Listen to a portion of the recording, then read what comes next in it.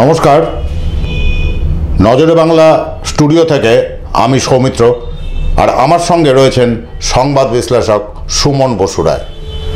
আমরা এই কয়েকদিন ধরে কিন্তু আলোচনায় রয়েছি ভোট এবং অন্যান্য আরও কিছু নিয়ে, কারণ 19শে এপ্রিল থেকে ভোট শুরু। আর সেই জায়গায় দাঁড়িয়ে ভোটের প্রাধান্যটা এখন বেশি হয়ে গেছে, কারণ ভোট নিয়ে নানান মন্তব্য, নানান কথা এবং তার পরিপ্রেক্ষিতে কথা, এইসব নানান বিষয় কিন্তু আমরা শুনে যাচ্ছি রোজ। এবং সেই থেকে আলোচনা, মন্তব্য, চায়ের থেকে আড্ডা, নানান কথা নিয়ে আমরা কিন্তু দেখতে পাচ্ছি এই ভোট যুদ্ধ কিন্তু গম করছে এখন মানুষের মনে মনে। আর চায়ের দোকানগুলো সারাদিন সকাল থেকে কিন্তু আলোচনার কেন্দ্রবিন্দু এই সব মন্তব্য নিয়ে। আমরা শুনেছি দিলীপ ঘোষের বক্তব্য, কি বলেছিলেন উনি আমাদের মাননীয় মুখ্যমন্ত্রীর সম্বন্ধে। আমরা জেনে নেব সংবাদ বিশ্লেষক সুমন বসু রায়ের কাছ থেকে। দেখেন, এইবারের যে নির্বাচন, সেই নির্বাচন কমিশন প্রথমেই পরিষ্কার করে দিয়েছেন যে কোনোভাবেই কোনো দল এবং তাদের যারা প্রার্থী বা প্রচারক রয়েছেন তারা কোনো প্রার্থী সম্পর্কে বা সেই দলের কোনো ব্যক্তি সম্পর্কে ব্যক্তিগত কোনো কিন্তু আক্রমণ করতে পারবেন না বা কুকথা কিন্তু বলতে পারবেন না। তাদেরকে ইস্যুর উপরে কিন্তু আলোচনা করতে হবে। সেই দল সম্পর্কে তারা আলোচনা করতে পারে, কিন্তু কারো ব্যক্তি সম্পর্কে ব্যক্তিগতভাবে কিছু বলা যাবে না।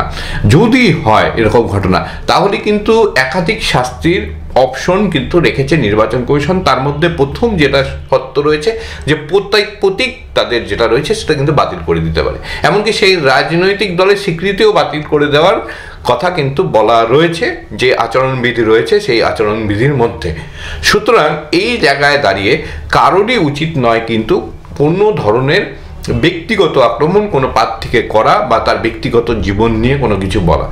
এর মাঝখানে দেখা যাচ্ছে যে বিভিন্ন রাজনৈতিক দলের নেতাকর্মীরা এখনও কিন্তু তারা সংশোধন করতে পারেননি, তাদের বাক সংযম এখনও কিন্তু দেখা যাচ্ছে না।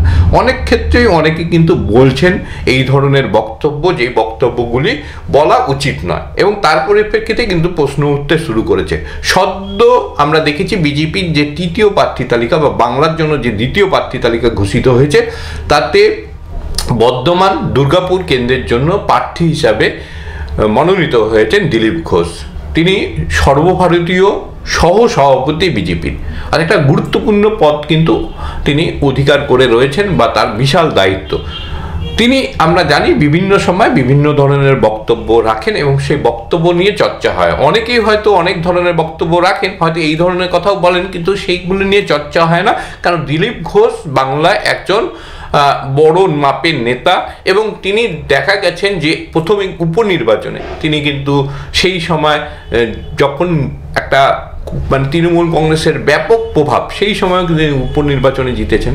তিনি পরবর্তীতে বিধানসভায় জিতেছেন, তিনি কিন্তু লোকসভায় তাকে প্রার্থী করা হয়েছে, সেই লোকসভায় কিন্তু জিতেছেন।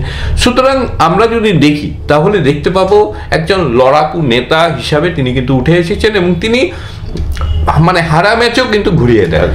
আবার সেই সঙ্গে তার অনেক বক্তব্য নিয়ে হাসি ঠাট্টা মজা কিন্তু হয়, এবং অনেকেই কিন্তু সেই ঘটনাগুলি এখনো কিন্তু চর্চার মধ্যে রাখেন।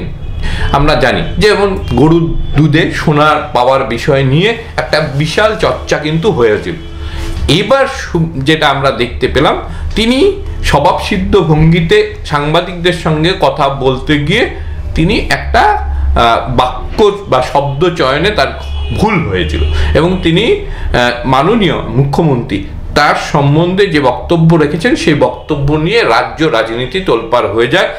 আমরা দেখেছি যে এই দুদিন ধরে কিন্তু ব্যাপক আলোচনা হয়েছে, এমনকি নির্বাচন কমিশনে তার বিরুদ্ধে অভিযোগ পর্যন্ত যাওয়া পড়েছে। এবং আজকে আমরা দেখলাম যে দিলীপ ঘোষ তিনি বললেন যে আমি যা বলি সেটা কিন্তু একেবারে সোজা সাপটাভাবে বলি, এবং যদি কোনো ভুল থাকে সেই ভুল কিন্তু আমি স্বীকার করে নিতে পারব। সবসময় প্রস্তুত থাকি। যেহেতু আমার বক্তব্য নিয়ে একটা সমালোচনা হচ্ছে এবং আমার এই বক্তব্য নিয়ে যে আমার দল রয়েছে তারাও কিন্তু আমার এই বক্তব্যের প্রতিবাদ জানিয়েছে, সুতরাং আমি যে বক্তব্য রেখেছি আমি বুঝাতে চেয়েছিলাম অন্য জিনিস, কিন্তু মানুষের কাছে যেহেতু ভুল বার্তা গিয়েছে, অনেকেই কিন্তু এই যে বক্তব্য সেই বক্তব্যে তারা দুঃখিত হয়েছেন, আহত হয়েছেন। সুতরাং আমি সেই বক্তব্যের জন্য নিজের দুঃখ প্রকাশ করে নিচ্ছি। আমার এই ধরনের শব্দ চয়ন করা উচিত হয়নি বলে তিনি কিন্তু পরিষ্কার ক্ষমা চেয়ে নিয়েছেন। আর এটা কিন্তু একটা আমরা যদি দেখি তাহলে বলতে পারবো ভারতের যে গণতন্ত্রের একটা পরিবেশ এবং আমরা যেমন ভাবে একটা যে ভোটের ময়দানে একটা স্বচ্ছভাবে এবং পরিচ্ছন্নভাবে সবার মধ্যে একটা বাক সংযম নিয়ে আমরা এই ভোটে যাতে অবতীর্ণ হতে পারি, সেক্ষেত্রে কিন্তু একটা দৃষ্টান্ত আমরা যদি বলি যে দিলীপ ঘোষ, তিনি যে বক্তব্য রেখেছিলেন সেই বক্তব্য নিয়ে তার সমালোচনা হওয়ার সঙ্গে সঙ্গে তিনি কিন্তু ক্ষমা চেয়ে নিলেন এবং বললেন আমার এই ধরনের বক্তব্য রাখা উচিত হয়নি, বা আমি যেটা বুঝাতে চেয়েছিলাম হয়তো সেটা বুঝাতে গিয়ে আমার শব্দ চয়নে ভুল হয়েছে, সুতরাং আমি ক্ষমা প্রার্থী এবং এই যে বা দুঃখিত এই যে বক্তব্য রাখলেন, এই বক্তব্যটা আমার মনে হয় এটা দেখে বাকিদেরও কিন্তু শেখা উচিত। বলে না যে সবচেয়ে ভালো হচ্ছে দেখে শেখা, থেকে শেখার থেকে দিলীপ ঘোষ থেকে শিখলেন। আমার মনে হয় বাকিদের কিন্তু দিলীপ ঘোষকে দেখে কিন্তু শেখা উচিত যে আর যাতে কেউ এই ধরনের বক্তব্য না রাখেন, তাহলে কিন্তু আমার মনে হয় যে পশ্চিমবাংলা বা ভারতের যে ভোট আমরা দেখতে পাবো, যার 4 জুন কিন্তু গণনা হবে, সেই ভোট অনেক বেশি কিন্তু উপভোগ্য হয়ে উঠবে, উৎসবের মেজাজে আমরা দেখতে পাবো। বাকি সমস্ত দল, সমস্ত নেতা, সমস্ত প্রচারক সবার কাছে কিন্তু আবেদন থাকছে যে আপনারা বাক্যে সংযম আনুন এবং সঠিক বাক্য প্রয়োগ করুন যাতে কেউ কোনোভাবে আহত না হন। এই হচ্ছে বিষয়। আমাদের ভোট হোক ইস্যু ভিত্তিক ভোট, আদর্শের ভোট, এবং যে ভারতবর্ষের যে ইস্যুগুলি রয়েছে, বাংলার ক্ষেত্রে যে বাংলার যে ইস্যুগুলি রয়েছে সেই ইস্যুগুলিকে কিন্তু তুলে ধরা হোক, কাউকে ব্যক্তিগত আক্রমণ না করে। একদমই তাই, কারণ ভোট এসে গেছে, সে জায়গায় এখন ভোটের কথা নিয়েই আলোচনা চলুক, ভোটের ব্যাপার নিয়েই সবাই চিন্তা ভাবনা করুক, কিন্তু কাউকে মনোকষ্ট দিয়ে এমন কোনো বাক্য যাতে ব্যবহার না হয় যেটা নিয়ে নির্বাচন কমিশন ডিএম পর্যন্ত কিন্তু চলে যায়। কারণ এখন নির্বাচন শুরু হয়ে গেছে, নির্বাচনী বিধিনিষেধ চালু হয়ে গেছে। সেই দিক থেকে তাকিয়ে আমরা যেন দেখতে থাকবো যে এই রকম বাক্য চয়ন যেন আর কেউ না করে। এতক্ষণ আমরা সেই সম্বন্ধেই শুনে নিলাম কিন্তু সংবাদ বিশ্লেষক সুমন বসু রায়ের কাছ থেকে। এখন এখানেই শেষ করছি, আবার চলে আসবো নতুন কোনো ইস্যু নিয়ে। ততক্ষণের জন্য নমস্কার।